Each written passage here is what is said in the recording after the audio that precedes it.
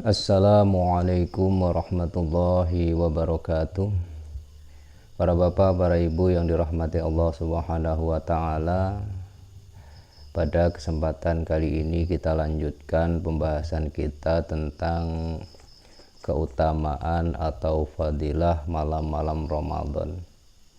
Yang kemarin kita membahas tentang keutamaan atau fadilah sholat tarawih dari malam ke-1 sampai malam ke-5, yang pada malam hari ini kita lanjutkan pada malam ke-6, yang insya Allah nanti kita bahas sampai malam ke-10. Hadirin wal hadirat yang dirahmati Allah Subhanahu wa ta'ala. Wa fil lailatis sadisati a'tahullahu ta'ala sawaba man tofa bil baitil ma'muri wa yastaghfiru lahu kullu hajarin wa madarin. Pada malam ke-6 Ramadan, orang-orang yang melakukan sholat tarawih akan diberi oleh Allah dari pahala orang yang tawaf di Baitil Ma'mur dan dimohonkan ampunan oleh setiap batu dan cadas.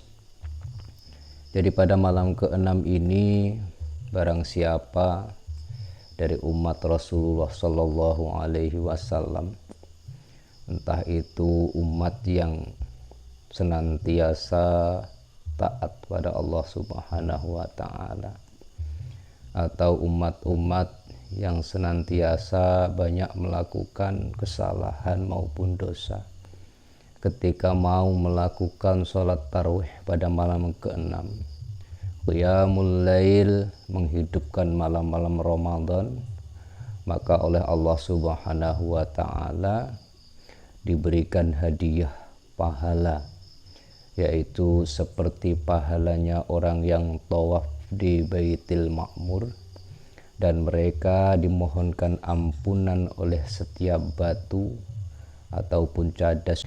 Wa fil lailatis sabi'ati faka'annama adraka Musa alaihi salamu wa nasrahu ala fir'auna wa hamana. Kemudian pada malam ke-7 Ramadan, orang yang melakukan sholat tarawih, Allah berikan pahala seolah-olah ia pernah berjuang membantu Nabi Musa alaihissalam mengalahkan Raja Fir'aun dan Haman. Jadi malam ke-7 ini, siapapun orang yang mau melakukan sholat tarawih, qiyamul lail, maka diberikan hadiah pahala oleh Allah Subhanahu wa ta'ala, seolah-olah dia itu berpahala berjuang membantu Nabi Musa alaihissalam mengalahkan Raja Fir'aun dan juga mengalahkan Haman. Wa fil lailatis saminati a'tahullahu ta'ala ma a'ta Ibrahim alaihi salatu wassalam. Kemudian pada malam ke-8 Ramadan, orang yang melakukan sholat tarawih, Allah berikan pahala berupa apapun yang pernah diberikan kepada Nabi Ibrahim alaihissalam. Pada malam ke-8 ini pula, siapapun berkenan qiyamul lail, menghidupkan malam-malam Ramadan dengan melakukan sholat tarawih, maka oleh Allah Subhanahu wa ta'ala diberikan hadiah, yang dimana hadiah tersebut apapun yang pernah diberikan kepada Nabi Ibrahim alaihissalam. Wa fil lailatit tasi'ati faka'annama abadallahu ta'ala ibadatan nabiyyi alaihi salatu wassalam. Kemudian pada malam ke-9 Ramadan, bagi orang yang melakukan sholat tarawih, Allah berikan pahala kepadanya, sebuah pahala yang seolah-olah ia beribadah kepada Allah, menyembah kepada Allah seperti ibadah dan menyembahnya Nabi Muhammad sallallahu alaihi wasallam. Inilah sebuah kesempatan, keberuntungan bagi umat Nabi Muhammad sallallahu alaihi wasallam diberikan Ramadan, yang dimana Ramadan ini tidak pernah diberikan kepada umat sebelum-sebelumnya. Hanya umat-umatnya Nabi Muhammad sallallahu alaihi wasallam yang diberikan keistimewaan oleh Allah Subhanahu wa taala dengan hadirnya bulan Ramadan. Yang dimana pada malam ke-9 Ramadan ini, ketika ada orang yang ikhlas hatinya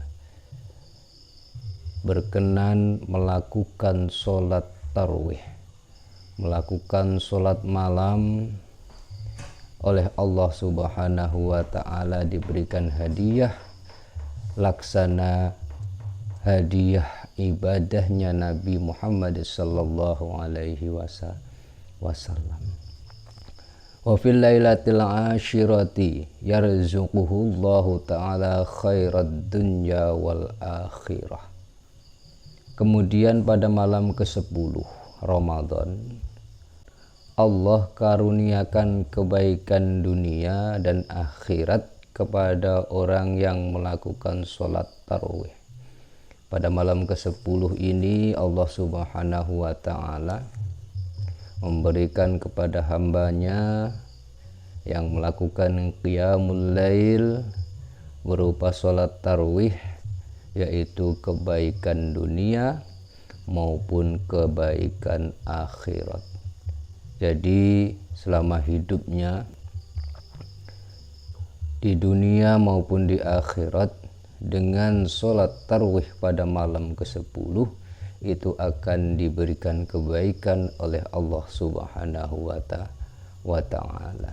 Hadirin wal hadirat yang dirahmati Allah Subhanahu wa ta'ala, semoga dari malam ke-1 hingga malam ke-10 ini, dengan begitu besar pahala dan fadilahnya sholat tarawih yang Allah berikan kepada hambanya yang senantiasa mau mengamalkan dan melakukannya, itu kita semua diberikan kesehatan oleh Allah Subhanahu wa ta'ala, sehingga kita semua tetap senantiasa bisa melakukan sholat tarawih dimanapun tempatnya, dalam kondisi apapun kita, baik itu dalam kondisi kita bisa melakukannya dengan berjamaah di masjid maupun musola, ataupun ketika kita tidak mampu melakukannya di masjid atau di musola karena hal, tetap bisa melakukan sholat tarawih dan mendapatkan apa yang dijanjikan oleh Allah Subhanahu wa ta'ala, yang dimana dipesankan kepada Nabi Muhammad sallallahu alaihi wasallam hingga disampaikan kepada umat-umatnya. Sedikit ini semoga bermanfaat bagi kita semua. Kami akhiri, wallahu a'lam bishawab. Wassalamualaikum warahmatullahi wabarakatuh.